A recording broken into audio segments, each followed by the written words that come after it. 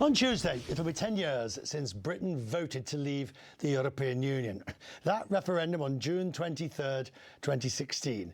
I spent the weeks leading up to it travelling around the British country in a Freddie Brexit camper van, you may remember. Yes, Freddie Brexit, my trusty 1978 Volkswagen van. And we saw the most fervently pro-Brexit parts and anti. Even so, it was a shock when it became clear what voters had decided to do. I'm Richard Quest. The people have spoken. The majesty of the process, whether or not you like the result, the reality tonight is that the British people have voted before to leave the European Union. All the major networks have called it. It will be the smallest of majorities, but as I say, the ballot has spoken, and it appears tonight Brexit has won.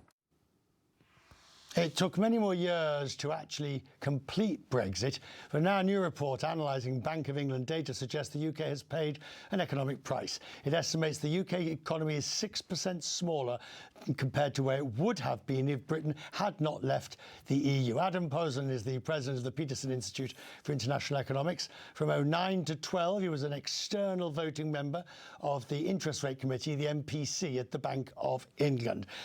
And, you know, when I saw these numbers this morning, data from the Bank of England, I mean, it's not the Bank of England saying this per se, it is internal data based on surveys, etc. But do you buy the headline number that the country is 6% poorer because of Brexit?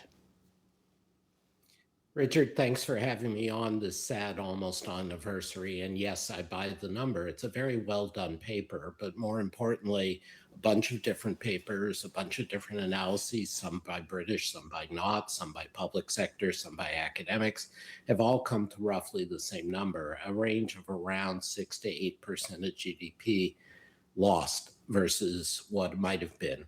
Another way to think of that is that's basically 2 substantial recessions worth of lost growth. And this was because of what? Because of the delay in executing it, or because of the terms upon which Brexit was finally done? It was because of 2 things, Richard. The first is that it's just suicide, as the US started to find out with China, to engage in a trade war with your largest trading partner. You can't replace things at cost just because you want to in any short length of time. The second is that Brexit inherently disrupted a huge amount of business investment, of people's planning, of jobs planning. And this uncertainty, again, similar to what's happened in the last year plus since Trump's April Fool's Day in the US, has disrupted investment and therefore constrained growth. How much of the bad effect was because of the toxicity, that neither side was prepared to concede to a middle ground? Now, the Europeans wouldn't, the cherry-picking argument, any idea that the government or the UK government would go for some sort of Brexit, some sort of customs union, was immediately jumped upon by the Brexiteers. There was no possibility of compromise. I think you're right, Richard, to raise that is part of the story. And that is something as opposed to the overall costs where there is some debate. My view going back to 2017, and I said it at the time of the deal in 2020, is that hard Brexit, soft Brexit didn't matter so much. The problem with Brexit was Brexit. But there are other serious analysts who believe that you could get back to, you could have then and you could get back to now a better deal. And that's where we are at the moment, because we've had Brexit 1, Brexit 2, we've had all the various different deals put on the table. But the truth is now, both sides do seem to be inching towards a more satisfactory trading arrangement. Although just in the last 24 hours, Michel Barnier said, well, the UK could have some opt-outs if it wanted to join in again. Do you believe that there is the possibility? Let's not go down the road of will UK join again. That's far too toxic, Right. even now in the UK. Let's just look at whether you think a more reasonable accommodation is possible. Absolutely, on paper. There is no question, Richard. It's just like the EU makes trade deals with different countries, with Mercosur, with Turkey, with Switzerland. And part of the issue of making such a deal is you get what's been referred to at times as regulatory alignment, which is a fancy way of saying different industries know the terms on which they can trade. So it reduces uncertainty and reduces costs.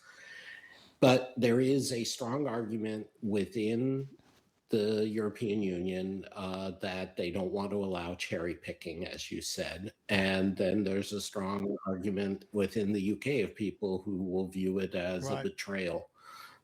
They do it. So I agree with you. If you get past the toxicity, there is a deal.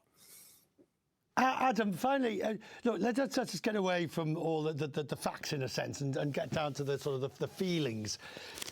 Like myself, did you ever just want to hit your head against a brick wall at the inability of both sides to say, look, it's not the end of the world that Britain's leaving, but by the same token, you don't need to throw them over the cliff and stomp on them at the same time. Reasonable people can find an obvious way for the benefit of both. And that was what has always frustrated me about the whole Brexit process. Yeah, I think I disagree with you slightly because in the end, relationships matter. I'm afraid I think you're right. If I'm sure you're right, Adam. I'm sure you're right. And on a Friday night, I'll think we'll leave it. Thank you very much for joining us.